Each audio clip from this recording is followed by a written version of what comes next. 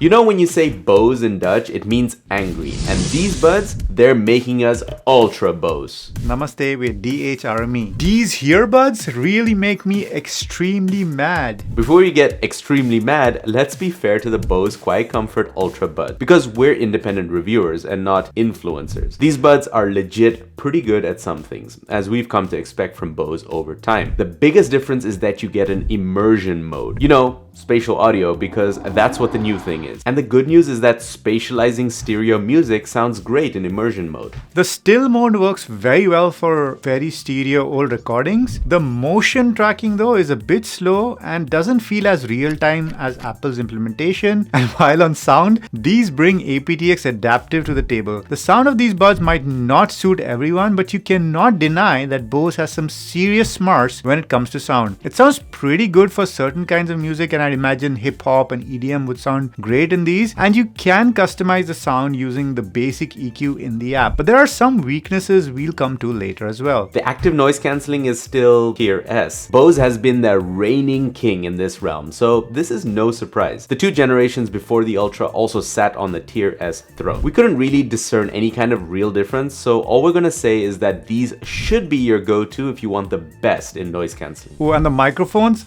are vastly improved over the QC2, so we were quite surprised to hear that especially in wind, the difference between the Ultra and the QC Buds 2 seems to be much bigger than in noisy conditions, but the noisy conditions were also slightly improved. And you know what, don't believe us, listen to some popsicles, icicles, and the test. Popsicle, icicle. Testing. 1, 2, 3. It's a small detail, but what we appreciate with Bose earbuds and headphones is the voice guidance on which device is connected and a tone when a call is answered or ended. These are also very comfortable with the oval ear tips and the general shape. And the earbuds are like underwear. They touch your skin at all times, so they need to be comfortable. These earbuds also feature touch controls, and you can do things like swiping for volume control and tapping for track control directly from the buds. Not amazing, but we're very happy that we can change volume without taking our phones out of our pocket. What makes our fuckman hearts happy is that this also applies to phone calls. Speaking of phones, the Bose Music app exists and has features. Rowan talked about the EQ. What else? You can do an earbud fit test. We're really grasping at straws now, aren't we? No man, there's also Bose's after sale service, but they're a big brand and that counts for something for many folks. But you're right, we cannot hide it anymore. Bose seems to be operating in its own world right now, and as if there's no competition. So some of the choices they've made are very confusing, almost as if this is a product out of time. The stock tuning of these earbuds is like bass heavy all the way, and sometimes these buds can sound very crowded when there are many instruments playing. I found that the mids sometimes had a harsh metallic quality to them, the upper mids, and that wasn't great. And the timbres sometimes suffered on the trebles. Also, Snapdragon sound and aptX adaptive is great, but there are some major phone brands like Google and Samsung that don't support those codecs. LDAC is more universally available on Android. And speaking of universal, there's still no support for multipoint. I mean, how can Bose of all companies, Bose, put out these premium earbuds without multipoint in 2023 is just beyond our understanding. They've been supporting it on their headphone lineup since forever. As somewhat of a consolation, Bose allows you to pull connections directly from a previously paired device, and in the app you can also switch connections. That's not all. These fairly expensive earbuds are ultra shy about wireless charging, and that case isn't the most compact either. And the QC definitely doesn't stand for quality control. Here's just a small sample of problems we've had in the past few weeks of using these. 1. The buds stay connected to the phone even after they've been returned to the case for a while. 2. Sometimes only one bud connects and the other does nothing. No sound, ANC, nothing. You have to put that bud or both back in the case and then pull them out for them to work. And sometimes even that didn't work. There's definitely some connectivity issues that Bose is trying to compensate for on the fly, but it doesn't always work. 3. While on a call, it just completely decided to switch the call to the phone after a while. I had to pick up my phone and switch to the buds again manually.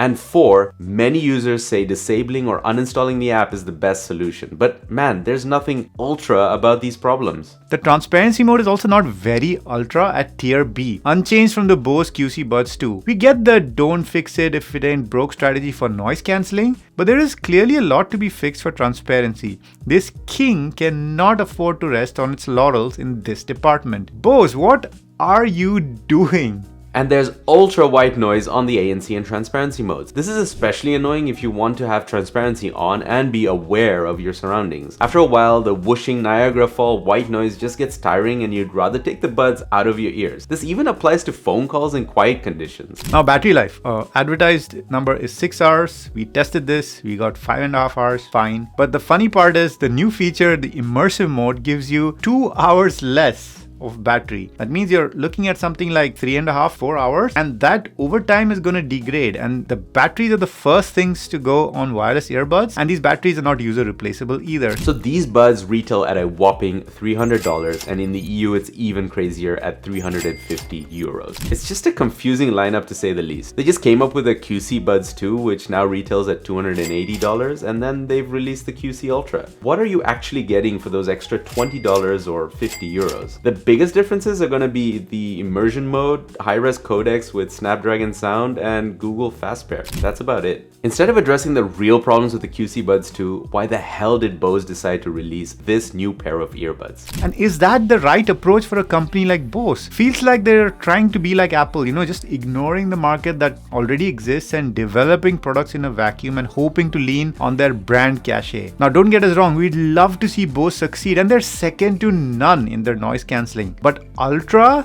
these buds are not. Now let me be clear. We really thought about it before we did this video, and we always think of, if we review a product, can we actually recommend it to people? And although the noise cancelling on these Ultra buds is pretty good, there is no way that we can in good conscience recommend these buds to anyone in their current state. Can you tell? We're a bit Bose.